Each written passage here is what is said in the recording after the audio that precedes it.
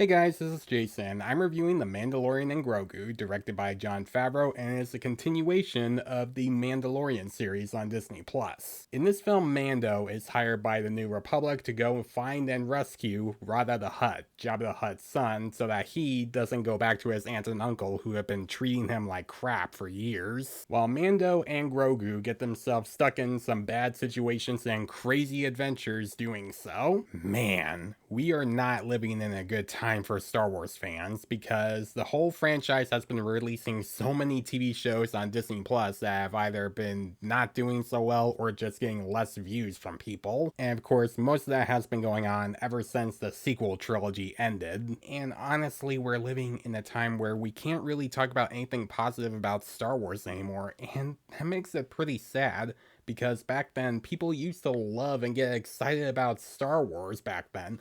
Nowadays, it's a time where people just can't help but see the bad stuff. And that just makes it hard for me as a Star Wars fan to try to get used to it. I can't even talk about what I love about Star Wars to people anymore because all they're gonna talk about is just some of the stuff that they've already ruined. Now, to be fair, the sequel trilogy and most of the Star Wars shows on Disney Plus have kind of caused that fan base to be toxic, but God, can't we just for once talk about anything positive about Star Wars? Now, yes, there are still some fans out there that still enjoy anything Star Wars related, but for the most part, I think we can agree that the Star Wars fanbase has been pretty toxic. But now that I got my rant on the fanbase and what's happening with Star Wars, Lucasfilm, and Disney nowadays, let's now talk about The Mandalorian and Grogu. I really didn't have a lot of hopes for this movie, even though I just went on that whole rant about what's going on with Lucasfilm and the fanbase, but it's mostly because the trailers for this film weren't getting me excited, and I was kind of keeping my expectations low because of what I mentioned with the films and the shows. Because I've had those mistakes before where I get super excited for something when I go and see the film and then I walk out of the theater massively disappointed. But I was still hoping that this film would at least be enjoyable because I am a fan of the first two Mandalorian films, wasn't a huge fan of season 3, but I still like the idea of trying to maybe expand a little bit more of the story with the Mandalorian and Grogu. So I was trying to keep my expectations low so I don't feel that big disappointment. Plus, I didn't want to be one of those Star Wars fans that instantly thinks that's going to be terrible because it's a new Star Wars film by Disney. Because I still want to be one of those Star Wars fans that has hope for the franchise and see what happens in the future. And I still wanted to see this film with a positive mind, and now that I've seen this film, I can at least say it's alright. It's not great, it's not terrible either, but it's fine. It still has some fun moments, like there's this one whole chase scene where the Mandalorian and Grogu are trying to chase Rada, and they're going through the city finding him while a bunch of creatures are wreaking havoc while escaping like this prison there we're stuck in. And there are some cool fight scenes, in particular this one like ring where Mando is fighting Rada the Hutt. You can tell like how they shoot this scene, they wanted to make it look big in scope for the big screen, which is a very fun scene, and that was pretty fun to see on the big screen. And I will also say the way this movie starts, it starts off pretty strong. This has a great opening scene where you're seeing the Mandalorian just take down a bunch of stormtroopers that are still trying to rebuild their own empire. Now, it's not some of the best action in the Star Wars franchise, but it's some of the more enjoyable action sequences, and I did have a fun time with them. The score by Ludwig Göransson, who also did the score for the Mandalorian series, is once again great here. You get the famous theme from the show and some new themes as well. While there are some parts in the score that did feel a little jarring in some moments, but for the most part, I did like his score here. And since I've already mentioned these two, both Mando and Grogu are once again great together in this movie. They easily make this film worth watchable when you're seeing Mando be a father figure to Grogu and telling him to do something that he's supposed to do, but also going, no, you're not supposed to do that. While you also have Grogu doing his own mischievous moments and some adorable moments that did give me a good chuckle. But unfortunately, that's where my positives end for this movie, because the rest of the film, there really isn't that much positive to talk about. Like with the story and how it's structured, it doesn't feel like it was made for a movie. It feels like it was just like 4 episodes crammed into one to try and make it into a movie, which is an issue that I was hoping that this movie wouldn't have, because a lot of movies based off of TV shows have fallen into this trap. trap. Like a good example of that is the Clone Wars anime movie from 2008. That one was originally just gonna be 4 episodes of the series, but then at the last minute they decided to just cram them all into one movie and have it be released in theaters, which obviously wasn't a good idea at the time. And that is a big problem in this movie, where you have moments where characters are having a big moment in a fight scene or a chase scene, but when it cuts to the next scene, it feels like something else just started. Like you're getting another story that's happening after that, that's supposed to connect to the main story, but still feels like it's separated. And this movie has a lot of moments like that, where it feels like it's just setting up one scene, but then when it cuts to another scene, it feels like it's focusing on something completely different. And yes, I know this is made by people that were making The Mandalorian and they were used to making episodes at the time,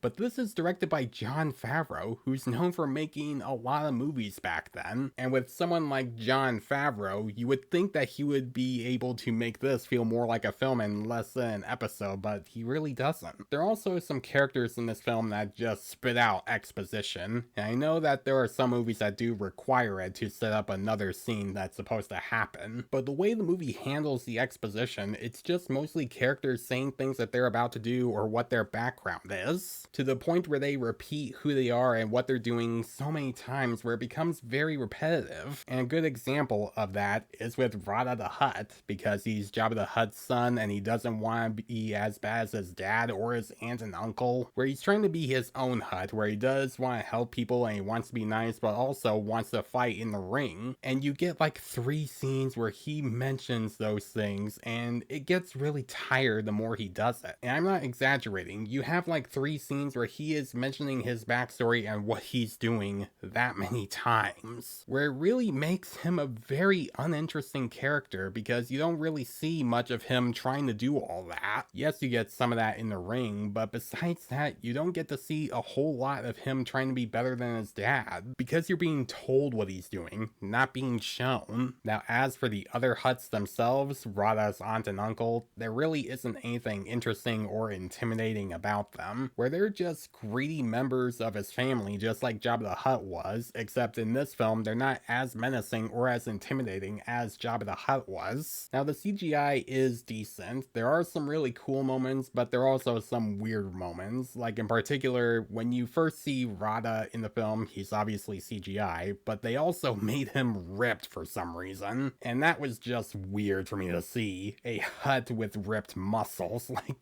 the God, that is weird. There are also some characters that get introduced in the film, some that you might recognize from other things related to Star Wars, but don't really serve much of a purpose in this film. They're really just there to be like, hey, we're in this film, we were in that one show, and now we're here. And you have like some characters played by big name actors that you think would be important, but don't really do much. Like Sigourney Weaver, for instance, who is a fantastic actress, but her character doesn't really do much here, where she's the one that hired Mando to go on this mission and you don't really see much of her after that. Like, that's Sigourney Weaver, one of the biggest name actresses of all time. Give her a big role. Now, I know it sounds like I've been ranting on this film, but I'm not saying that this movie's bad. It's not like Rise of Skywalker bad, where they still kind of had a plan for what they were going for and what they're possibly going to do with season 4, if that's still going to happen. Because this movie still had some fun moments, like there were still some okay action sequences and some decent CGI for the most part, a really good score, and both Mando and Grogu themselves are still fun to watch. So if you want to see Mandalorian and Grogu, don't go into it with high expectations, because if you do, then you're gonna be disappointed. And if you also have a family with kids and you're excited to see a new Star Wars film, then go see Mandalorian and Grogu. They'll have a fun time watching it.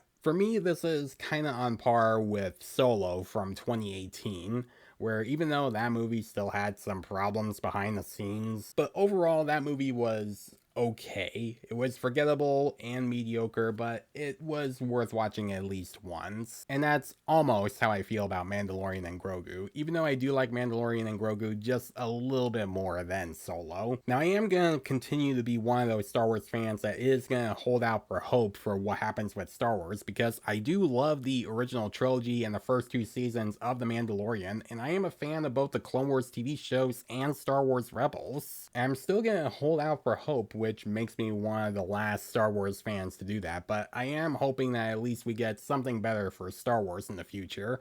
But until then, we still haven't gotten that, which is why I'm going to give The Mandalorian and Grogu a C. So guys, if you have seen Mandalorian and Grogu, what do you think about it? Do you think it's a great Star Wars film and you still want to get excited for Star Wars, or do you think this film was bad and you're not excited for anything Star Wars related anymore? Let me know in the comments below. And as always, if you like this video, then please leave a like and subscribe to my channel so you don't miss a thing, because it helps my channel grow. Hit the notification bell so you know what other videos I'm posting. Follow me on Facebook and Instagram. Thanks for watching, guys, and I'll see you in the next one.